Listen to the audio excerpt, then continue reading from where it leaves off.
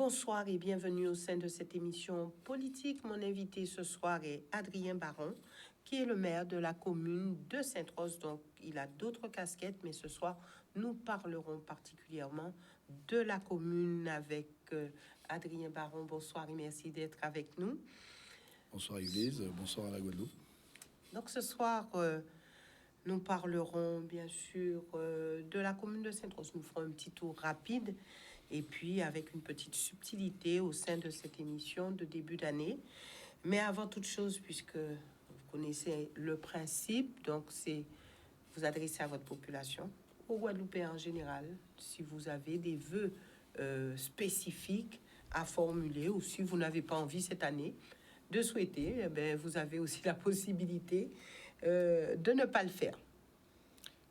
Non, je crois que c'est avec beaucoup de plaisir que je voudrais m'adresser aux Guadeloupéens de manière générale et puis plus singulièrement, bien évidemment, aux Saint-Rosiens, puisque je suis issu de cette commune. D'abord leur dire que je leur souhaite bien évidemment une année pleine de santé et puis, dès lors que vous avez la santé, eh bien la réussite à vos différents projets. Je crois que c'est important puisque on ne peut pas envisager faire quoi que ce soit si on n'est pas en capacité de pouvoir le faire. Et puis je voudrais les remercier tout simplement puisque si je suis ici aujourd'hui et que vous m'invitez en qualité de maire de Sainte-Rose, c'est parce qu'ils ont décidé de le faire. Je suis également vice-président du département et c'est parce que j'ai été élu conseiller départemental. Donc, c'est grâce à cette population de Sainte-Rose et aux Guadeloupéens de manière générale que je suis assis ici. Donc, je suis extrêmement reconnaissant vis-à-vis d'eux. Je voudrais leur exprimer toute ma gratitude ce soir et leur dire que, bien évidemment, je mesure toute l'importance, toute la confiance qu'ils m'attribuent et que je fais en sorte tous les jours dans mon quotidien de ne pas les décevoir et surtout d'être à leur disposition. Et donc, d'ailleurs, je l'avoue, 2022 a été pour moi une bonne année, une belle année. Je ne sais même pas si je pourrais avoir une aussi belle en 2023.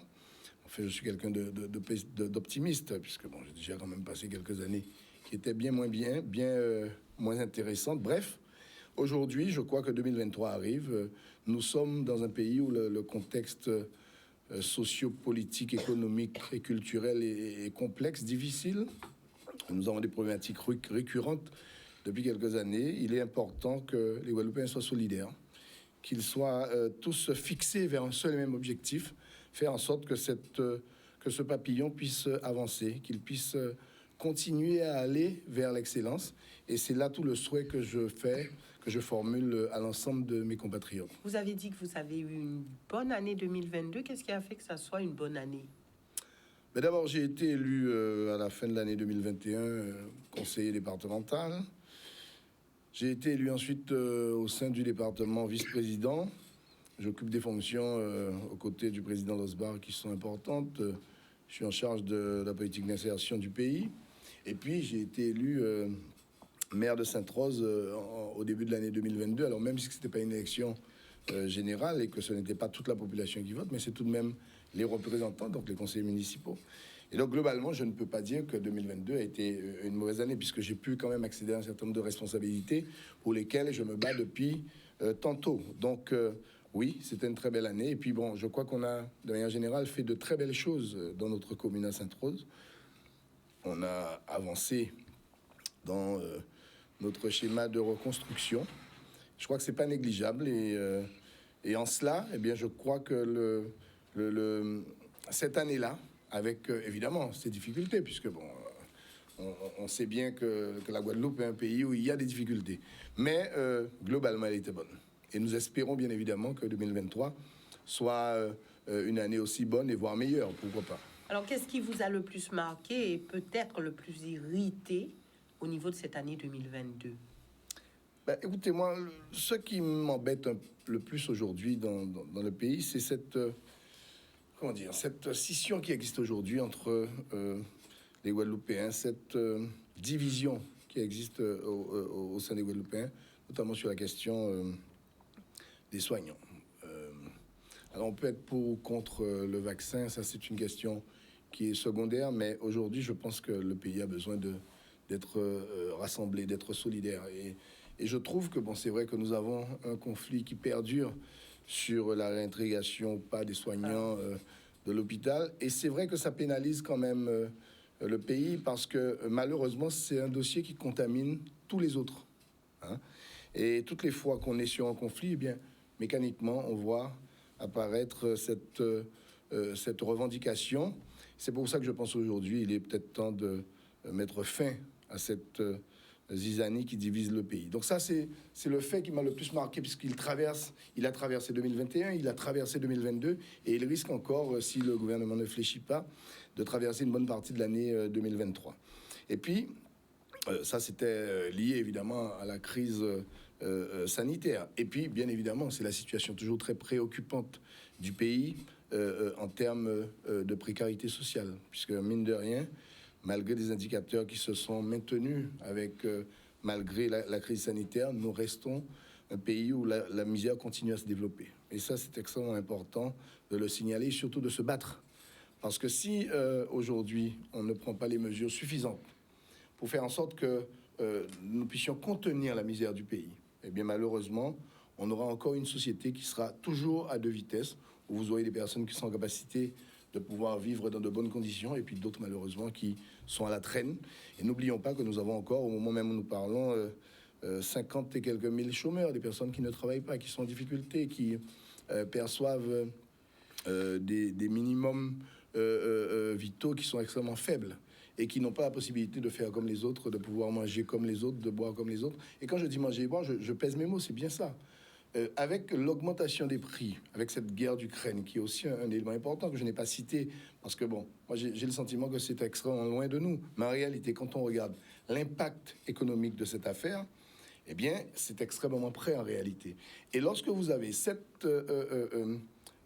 affaire de guerre en Ukraine, qui a augmenté considérablement les prix, avec une inflation qui est grimpante, que vous avez des personnes qui continuent à percevoir des sommes dérisoires, eh bien, ça devient de plus en plus difficile de vivre dans de bonnes conditions. Alors, vous avez cité des sujets récurrents, des sujets, vous l'avez dit tout à l'heure, qui divisent. Maintenant, pour certains, cette année 2023 doit être marquée par le débat sur l'évolution institutionnelle. Selon vous, est-ce que ça doit être la priorité de 2023 ? Est-ce que ça peut être de nature à faire en sorte que les problèmes récurrents, notamment ceux que vous avez cités, puissent trouver solution? Comment aborder cette année et surtout l'aborder en toute sérénité? Bien, c'est une très bonne question, ce que vous venez de me poser. Moi, je considère que le vrai sujet de cette année 2023 pour le pays, c'est l'eau, c'est l'assainissement, c'est la santé, c'est le pouvoir d'achat, c'est les déchets. Voilà, je vous ai donné 5 éléments qui me paraissent être les plus importants. Et puis surtout, lorsque vous vivez dans un pays, vous avez des indicateurs sociaux. Ce que je viens de vous citer, ce sont des indicateurs sociaux. Lorsque vous avez un pays où il n'y a pas d'eau correctement, ou lorsque on ne ramasse pas les ordures correctement, lorsque votre système de santé est bancal comme le nôtre, lorsque vous avez un pouvoir d'achat qui est aussi faible que le nôtre, vous êtes un pays sous-développé. Et moi, je ne cesse de le dire tous les jours. Je dis la Guadeloupe, c'est un pays sous-développé. Les gens pensent que la Guadeloupe, c'est un pays développé. Non, c'est pas vrai. On n'est pas en capacité de répondre au minimum d'un pays développé. Donc, nous sommes un pays sous-développé. Et l'ensemble de tous les économistes sérieux vous le diront. Nous sommes maintenant dans un ensemble qui est un grand pays développé, qui est la France, qui est certainement surendetté, etc., mais enfin, qui est un pays sous-développé. Aujourd'hui, nous avons un impératif, c'est de faire en sorte que le pays soit à niveau. Qu'il soit à niveau sur ces éléments qui sont les plus importants. Alors maintenant, si l'évolution institutionnelle peut permettre de rééquilibrer le pays, bien, soit.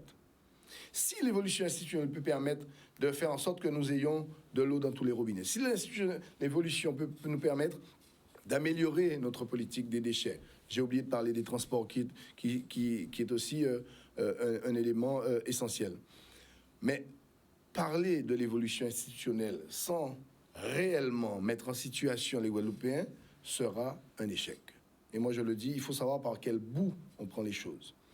Parlons des sujets essentiels. Parlons des sujets qui aujourd'hui pénalise les Guadeloupéens, pénalise la Guadeloupe, et puis par la suite, disons que bon, eh bien, pour pouvoir accéder, arriver à mettre en forme toutes ces choses-là, eh bien, il faut que nous ayons tel ou tel statut là-dessus, je veux bien. Mais pour vous, il faut commencer d'abord par solutionner ces en tout cas, il faut avoir les problèmes. pistes. Il faut avoir les pistes. Je ne pense pas que le débat purement juridique et purement institutionnel, comme vous le citez, soit aujourd'hui la solution pour rassurer les Guadeloupéens. Non. Il est clair que tout le monde le sait, hein, les Guadeloupéens expriment une grande méfiance, voire même une défiance vis-à-vis de la classe politique. C'est unanime, tout le monde le sait. Et malheureusement, nos performances qui sont pas toujours extraordinaires confortent ces idées-là ou cette idée-là. Alors, il faut rassurer les gens. Et pour les rassurer, il faut avancer sur un certain nombre de choses. Il faut avancer sur certains dossiers pour montrer que, bon, voilà, nous avons de la bonne volonté et nous pouvons le faire. Moi, il y a quelque chose qui me dérange terriblement. C'est cette image que les Guadeloupéens ont, eux, d'eux-mêmes. C'est difficile de voir comment, entre nous, on a cette capacité à nous critiquer, à nous mépriser. Ça me dérange terriblement. Et je crois que là-dessus, si nous ne sommes pas nous-mêmes en capacité de nous valoriser, nous, comment voulez-vous que nous puissions réussir? Et je crois que c'est le plus grand challenge que nous avons à relever. Comment faire pour que les choses évoluent? Ben, écoutez, pour qu'il y ait... pour que nous puissions nous rassurer, il faut que nous puissions commencer par échanger, discuter, mettre les éléments sur la table. Et puis, quand je dis ça, je ne critique pas les élus que nous sommes, bien au contraire, parce que je suis l'un de ceux qui dit, bon, ne critiquons pas, il y a des bons et des mauvais partout. Il y a des bons politiques, il y a des mauvais, il y a des bons avocats, il y a des mauvais, il y a des bons journalistes, il y a des mauvais, il y a des bons médecins, il y a des mauvais, voilà. Bon, donc on va toujours trouver des bons et des mauvais partout. Donc bon, la classe politique de manière générale n'est pas mauvaise, corrompue, tout ce que l'on dit, non. Il y a des gens qui sont bons, il y a d'autres qui sont mauvais. Mais il y a moyen d'avancer en solidarité dans ce pays-là. Il y a moyen de s'entendre sur un certain nombre de sujets. Il y a moyen de faire en sorte que nous puissions promotionner nous-mêmes, nous les Guadeloupéens. Quels sont les sujets sur lesquels nous sommes en capacité de nous entendre? Ben, on est capable de s'entendre sur tous les sujets, si on le veut. On est en capacité de s'entendre sur... Vous voyez, je vous parlais de soignants tout à l'heure. Beaucoup d'élus étaient pour ou contre la réintégration des soignants, parce qu'ils estimaient que bon, voilà, il y avait des gens qui s'étaient fait vacciner et que c'était normal que nous puissions ne pas intégrer, etc. Aujourd'hui, je crois qu'unanimement, tous les élus de la Guadeloupe sont pour la réintégration. Alors, ce n'est pas le débat du vaccin, non. Parce qu'aujourd'hui, il est prouvé que, bon, vacciné ou pas, vous êtes en capacité d'attraper le Covid. Mais c'est pas ça le sujet, parce qu'il y a ceux à qui on a obligé le vaccin. Donc, vous comprenez bien que ceux-là sont remontés aussi. Mais c'est de dire qu'aujourd'hui, il faut mettre fin à un conflit qui a assez duré, voilà, et qui divise le pays. Et on ne peut pas comparer les ratios guadeloupéens des ratios français, c'est pas les mêmes. On ne peut pas comparer ce qui se passe en Guadeloupe de ce qui se passe en France. Et si on devait le comparer, il aurait fallu qu'on le compare pour tout. Il aurait fallu qu'on le compare pour le chômage, où nous avons 30% de chômage ici et 5% ou 6% de chômage en France. Donc on n'a pas les mêmes réalités. Alors pourquoi est-ce que les élus que vous êtes n'arrivent pas à faire passer le message au sein de ce gouvernement? On a l'impression que vous êtes inaudible au sein du gouvernement et on se demande qu'est-ce qui se passe exactement, pourquoi ce fossé, pourquoi ce décalage et pourquoi est-ce que ce dossier n'arrive pas à avancer? Vous savez, nous vivons à 7000 km, 8000 km de la France hexagonale. Moi, j'ai envie de vous dire que lorsqu'ils ont besoin de faire leurs affaires, ils les font. Je prends un exemple tout simple, hein, sur la nomination d'un certain nombre de fonctionnaires qui sont dans le pays. Je prends mes responsabilités, ce que je vais dire est extrêmement grave. Vous avez des personnes qui sortent de la métropole, qui n'ont aucune expérience du pays, et que d'autres personnes à 8000 km imposent dans ce pays-là, sans que personne ne dise quoi que ce soit. Alors que dans d'autres départements, comme le nôtre, jamais ça ne pourrait se faire. Et je parle de la Martinique, notre île sœur. Mais vous savez quoi? On a un problème de solidarité entre nous. Alors quand vous dites sans que personne ne dise quoi que ce soit, est-ce qu'il faut remplacer en disant sans que les élus ne disent quoi que ce soit? Mais les élus ne sont pas les seuls, vous savez. Les élus ont leur mot à dire, bien sûr. Mais d'ailleurs, très souvent, nous défendons des nominations locales, très souvent. Mais malheureusement, nous ne sommes pas les seuls. Le pays est considéré de différentes classes. Vous avez la classe politique, mais vous avez la classe des personnalités civiles, vous avez les syndicats, vous avez, bref, vous avez la société est composée de plusieurs classes. Lorsque nous défendons des sujets importants, toutes les classes doivent être en capacité de réagir. La Guadeloupe, son plus grand, sa plus grande maladie, j'ai envie de dire, j'allais dire son plus grand malaise, c'est son manque de solidarité. Et dès lors que nous n'allons pas comprendre ça, à aucun moment nous ne pourrons avancer dans notre schéma.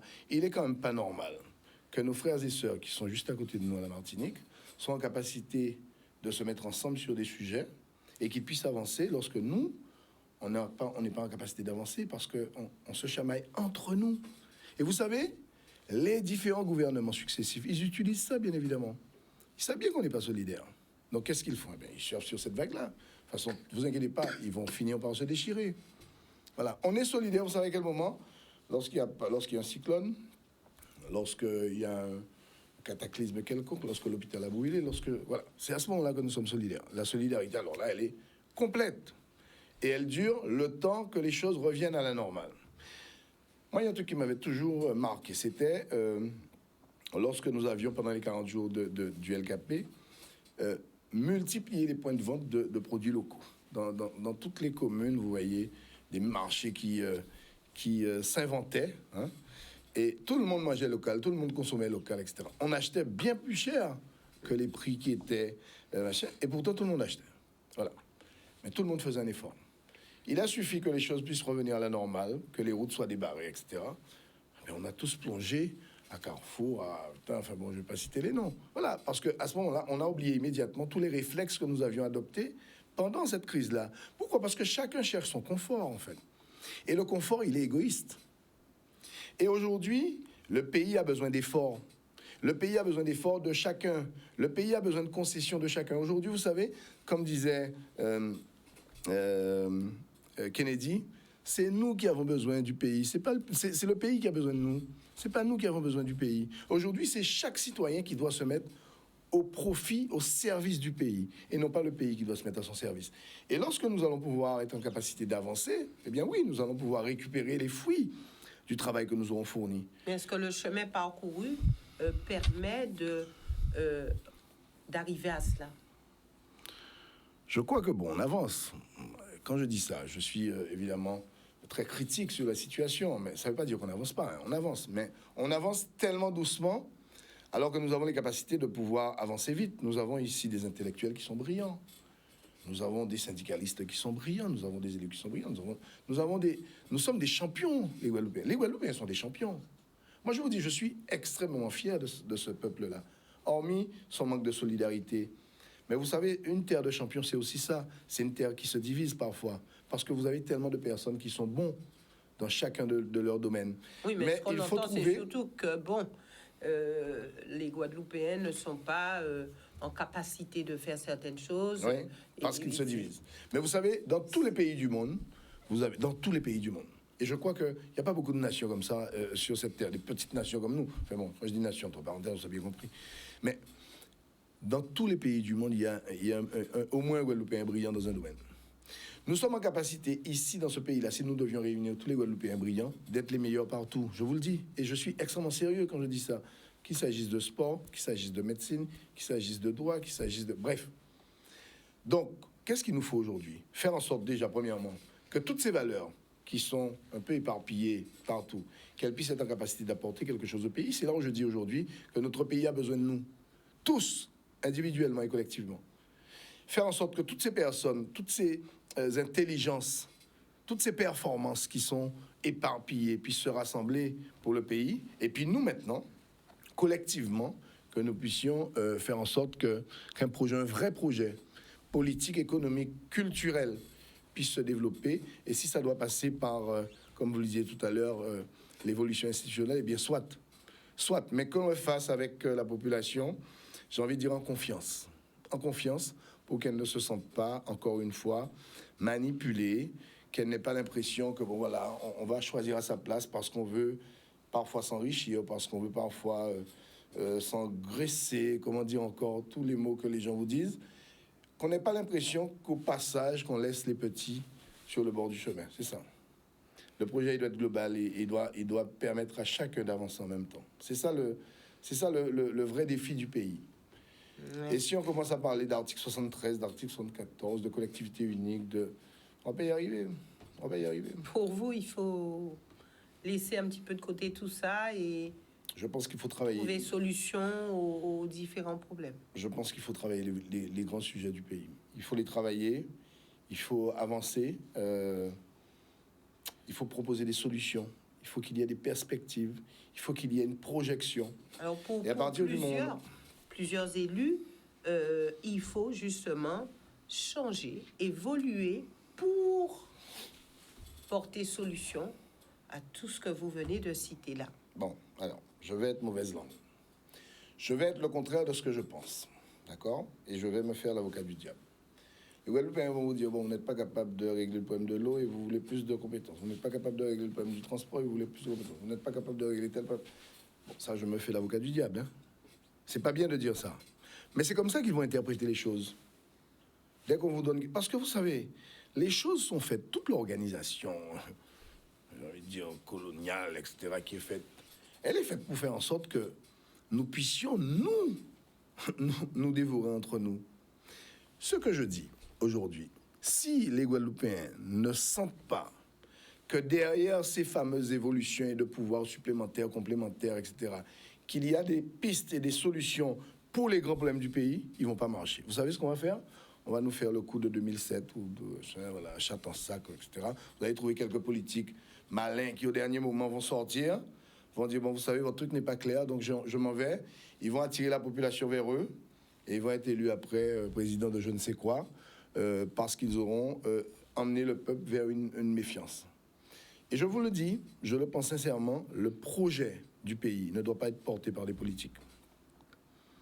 Le futur projet que nous allons préparer pour ce pays-là, il ne doit pas être porté par des politiques. Il doit être porté par qui? Il doit être porté par les personnalités civiles du pays, les intelligences du pays, les performances du pays. Nous pouvons être là... Les universitaires. Bien sûr, par exemple, mais pas que. Pas que. Attention. Le pêcheur a son mot à dire. L'agriculteur a son mot à dire. L'universitaire a aussi son mot à dire. Le médecin a son mot à dire. Mais ce projet-là, le vrai projet de société que nous voulons, et qui permettra à ce pays-là d'être celui que nous désirons pour demain, il doit être porté par tous. Et pourquoi pas les politiques? L'allocataire du RSA, le bénéficiaire du RSA a son mot à dire aussi, parce qu'il vit ces réalités. Et si vous donnez à une personne, à un cerveau, à produire un projet pour tout le monde, mais il aura une vision qui sera nécessairement exiguë. Alors quand je dis pourquoi pas les politiques, précisément pour éviter la défiance. Les politiques sont là pour dire, bon voilà, vous avez fini le travail, vous avez présenté, on va le porter, on ira l'emmener au gouvernement, on va le défendre, etc.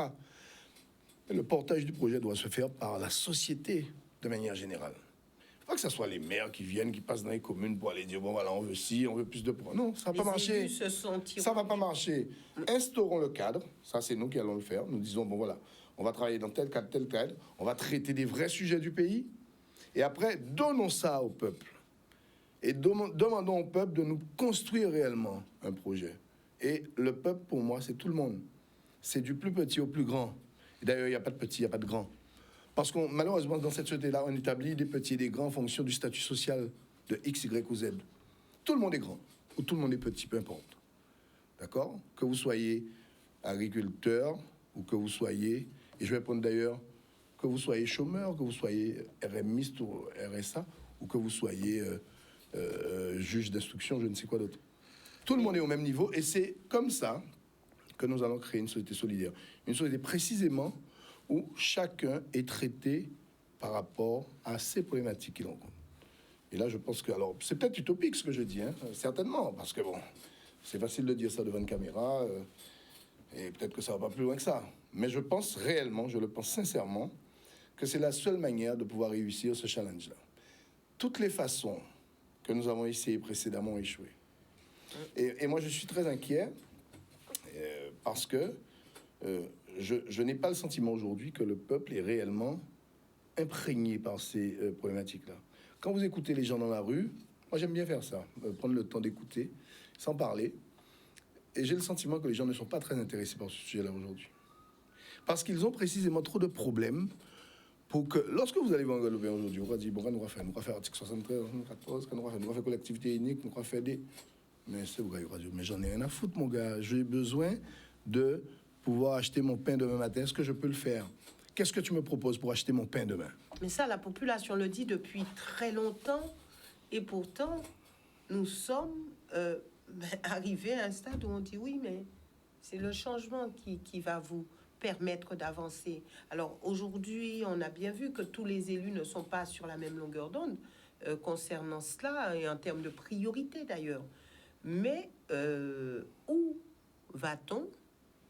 Comment est-ce qu'on va dire que la Guadeloupe, c'est un bateau à la dérive? Parce que si on ne sait pas collectivement où on veut aller, ben, forcément, ça partira dans tous les sens. Je pense que tout est dans la présentation du projet. Nous sommes tous de bonne volonté. Vous savez, je n'ose pas imaginer qu'il y ait un politique qui soit de mauvaise foi et qui n'aime pas son pays et qui soit pas là pour pouvoir faire avancer le pays quand même. Bon, je veux dire que ce serait quand même grave. Bon, donc je pense que tout le monde est de bonne foi, d'accord. Je pense que tout le monde a envie de faire avancer ce pays-là.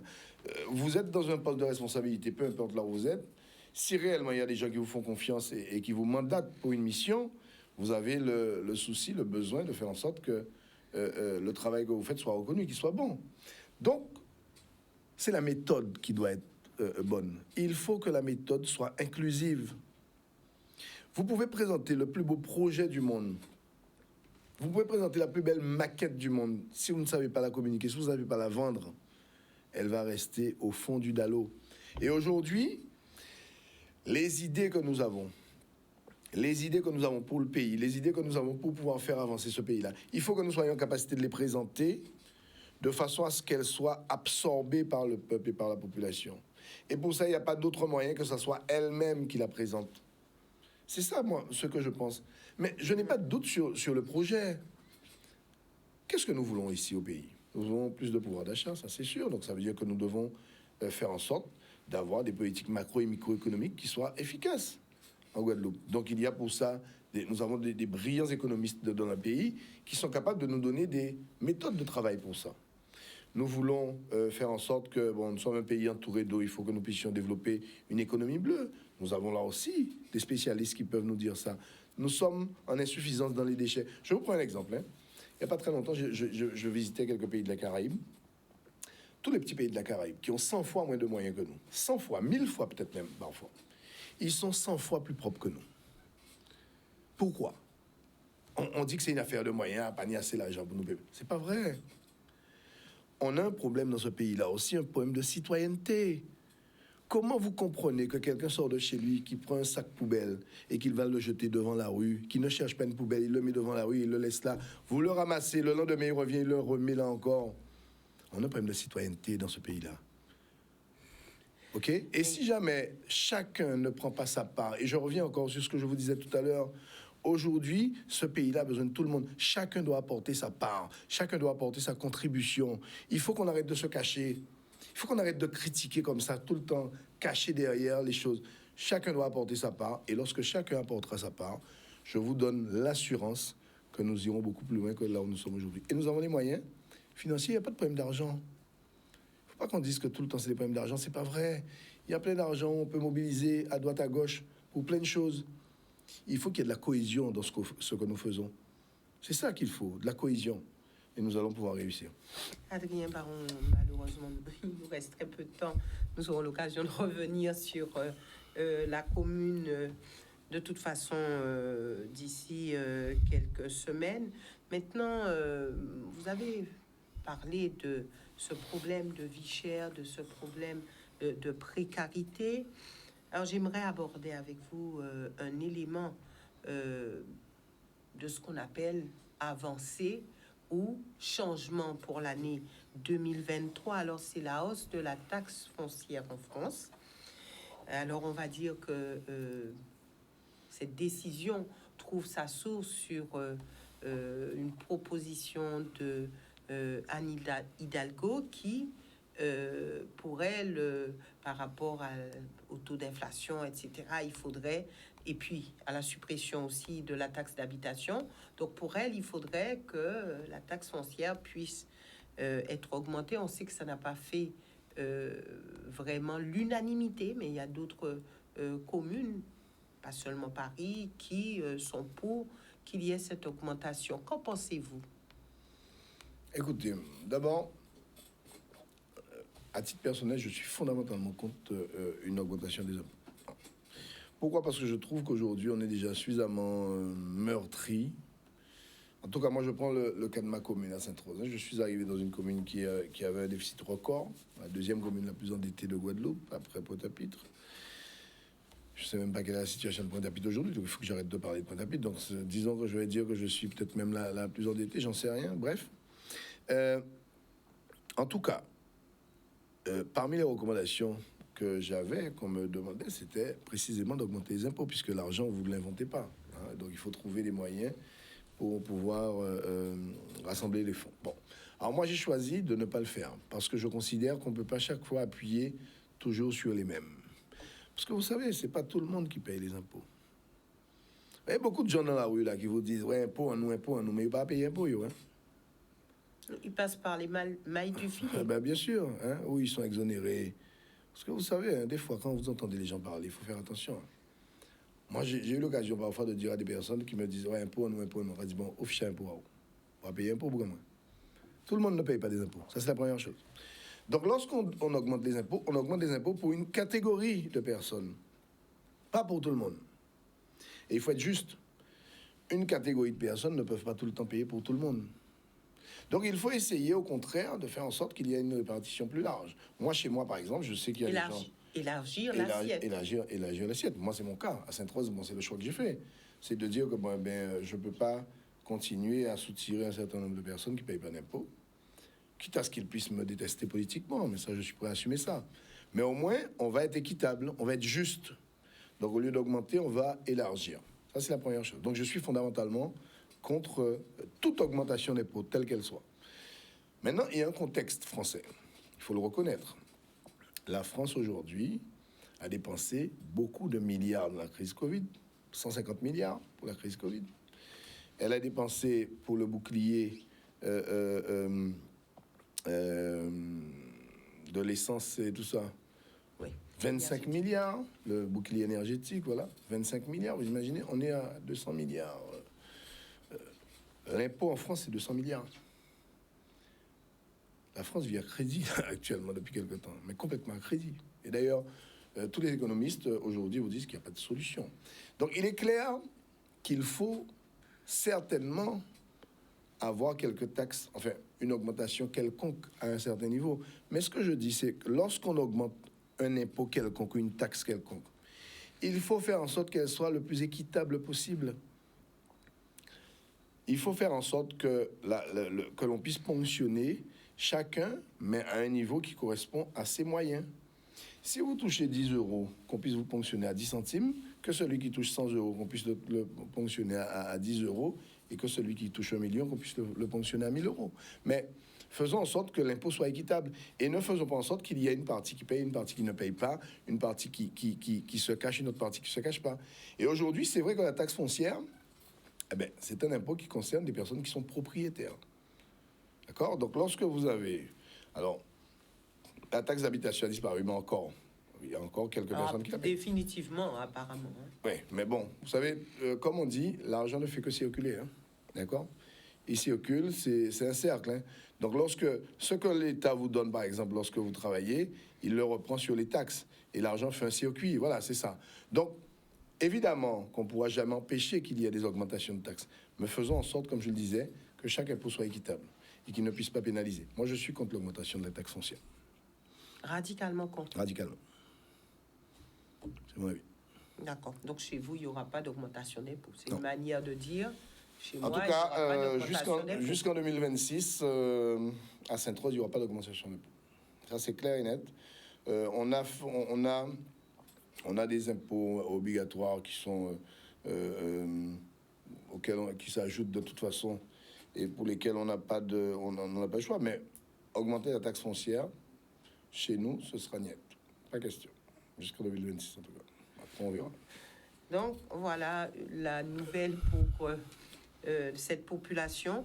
Maintenant, rapidement, puisque nous n'avons plus de temps, quelles seront vos priorités pour cette année 2023? Mais vraiment très, très rapidement. Alors, j'ai deux priorités. D'abord, ma première priorité, vous le comprendrez évidemment, c'est Sainte-Rose. Donc, je suis extrêmement attentif à la situation de mes concitoyens sainte-rosiens. Ma première priorité sera de continuer à contenir les dépenses de cette ville, faire en sorte que nous puissions continuer à aller vers un retour à l'équilibre financier. Puisque nous avons cette année fait énormément de progrès. En un an, on a fait certainement le travail de 3 ou 4 ans, d'accord? Et ce n'est pas moi qui le dis, ce sont des spécialistes.